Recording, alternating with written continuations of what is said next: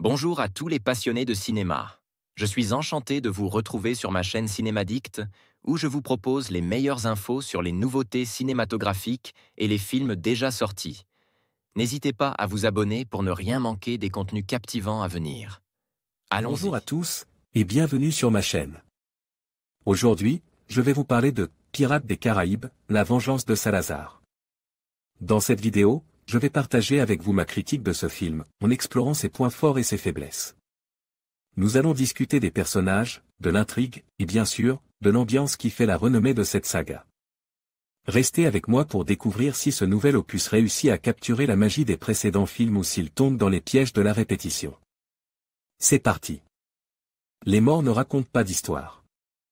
Javier Bardem, Pirates des Caraïbes, La vengeance de Salazar, d'Espen Sandberg et Joachim Hernin, 2017, attendu par beaucoup.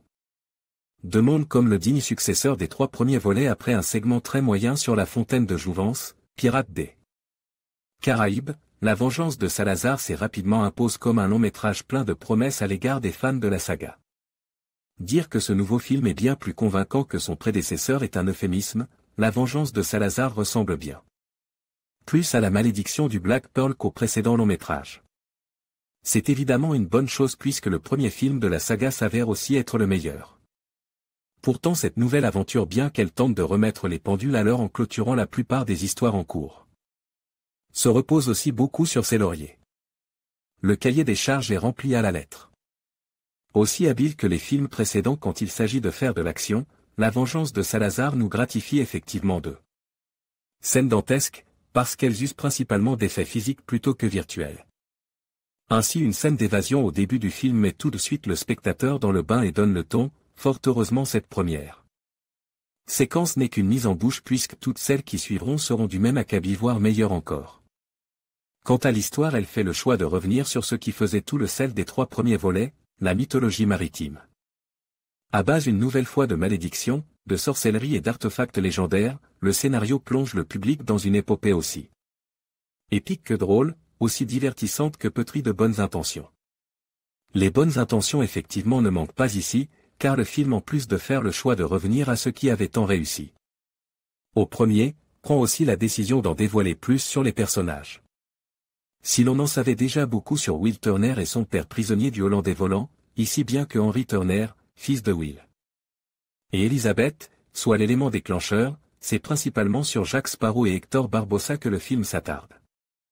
Ainsi donc on en apprend un peu plus sur l'avènement du capitaine Sparrow à travers une scène bien pensée et plutôt cool, directement liée également au grand méchant, Salazar, ce qui fait aussi de lui par conséquent un personnage moins factice que l'était Barbe Noire dans l'opus précédent.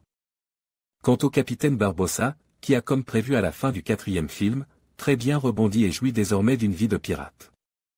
À la hauteur de ses ambitions, on apprend aussi que l'homme à la jambe de bois a lui aussi eu une vie faite de sentiments et de raison avant de sombrer dans la piraterie. Sans en dire plus, l'un des nouveaux personnages de ce 5e volet ouvre de belles perspectives concernant Barbossa, confirmant d'ailleurs que ce dernier est bien l'un des meilleurs personnages de la franchise. Un personnage auquel Geoffrey Rush s'est conféré charisme et prestance. Les meilleurs personnages sont campés par les meilleurs acteurs dans cette saga décidément. Visuellement le film demeure impeccable, à l'instar des précédents. L'une des forces de Pirates des Caraïbes ayant toujours été de proposer à son public un panel d'éléments visuels aussi beaux que complexes. Les scènes aquatiques, sur ou sous la mer sont une nouvelle fois le point fort du long métrage, surtout dans son climax final, véritable déferlement visuel. Quant au fameux nouveau grand méchant campé par un Javier Bardem impeccable, en plus d'être assez glauque et terrifiant, il se retrouve parfaitement anime. Bien que le costume soit vrai et que le visage soit le fruit de longues heures de maquillage, les cheveux flottants pour donner effet fantomatique, était le point qui pouvait faire tiquer un peu dans les premières bandes annonces. Mais finalement dans le film tout s'avère cohérent, d'autant plus que l'acteur confère à son personnage l'aura parfaite pour appuyer ce trait distinctif. Salazar est un capitaine fantôme cauchemardesque. On regrette juste que ce dernier ne soit finalement pas un peu plus approfondi. Du code du casting on retrouve quelques nouvelles tétées comme Branton Twett, qui quitte ses oripeaux de Prince Philippe dans Maléfique. Pour jouer ici Henry, le fils Turner. L'acteur bien que manquant un peu de charisme, s'avère tout de même suffisamment convaincant pour son rôle, qui rappelle néanmoins beaucoup celui d'Orlando Bloom par le passe. Quant à la belle Kaya Scodelario, l'étrange Effie de Skins, elle incarne ici une figure plus enjouée et intéressante que l'était Keira Knightley dans les autres films. Résolument désirée comme un rôle féministe, la jeune actrice illumine l'écran grâce à un potentiel comique tout en nuances et une vraie prestance dans le jeu. Malheureusement celui qui s'en sort le moins bien, et c'est bien la première fois, c'est Johnny Depp. D'ailleurs plus personnellement ça me fait mal au cœur d'écrire cela, tant mon adoration pour cet acteur est grande. Mais force est de constater que la barrière entre Jack et Johnny est désormais rompue, Depp n'étant plus que l'ombre de lui-même dans ce rôle dont il a visiblement fait le tour. Heureusement ici il est plus en retrait, mais tout de même, quelle tristesse de voir un personnage aussi emblématique réduit à ce point et campe par un acteur qui semble ne plus y croire, au point de nous le faire préférer dans le 4e volet, malgré ses cabotineries. Non pas que le revoir n'est pas appréciable, il a encore droit à de bonnes scènes, mais l'acteur ne parvient jamais à réitérer ses prestations de jadis. Néanmoins il faut aussi souligner que le personnage gagne en importance vers la fin du film, et l'acteur s'en sort plutôt bien aussi. Dans ces derniers instants. Pirates des Caraïbes, la vengeance de Salazar s'apparente donc à un retour aux sources malgré quelques faux pas, pour certains bien trop notables d'ailleurs. Même si Johnny Depp semble être à sa place plus en retrait et laisse sa place au nouveau personnage, ce nouveau film pourrait tout aussi bien être une conclusion. D'ailleurs pour le bien de tout le monde, de la franchise, des acteurs et même des fans, c'est peut-être la meilleure chose à espérer. Dès lors la saga se terminerait sur une bonne note. Ma note, 7/10.